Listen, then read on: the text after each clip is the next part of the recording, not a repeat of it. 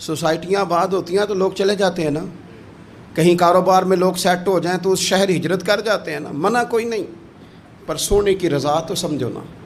یہ بات کس کی ہو رہی ہے؟ یہ مدینے کی بات ہو رہی ہے، راتیں بھی مدینے کی، باتیں بھی مدینے کی، جینے میں یہ جینا ہے۔ او یارو کیا بات ہے جینے کی؟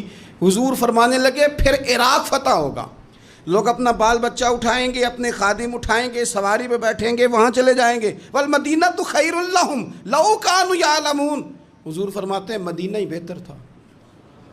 منع نہیں کر رہے حضور، اس کو دین نے ناجائز نہیں کیا، فرمایا مدینہ ہی بہتر تھا، لو کانوا یعلمون، کاش وہ جانتے۔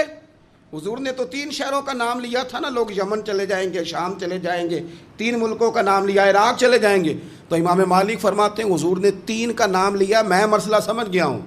اگر کسی نے ادب سے رہنا ہے، پیار سے رہنا ہے، پریم میں رہنا ہے، صحت مند رہنا ہے، امن سے رہنا ہے، ٹھنڈے دل سے رہنا ہے، تو سارے شہروں سے مدینہ ہی بہتر ہے، مدینہ ہی بہتر ہے۔ یہ ہے ارض جنت، یہ طیبہ کی زمین ہے، جنت بھی یہیں، کیونکہ مالک جنت بھی یہیں ہے۔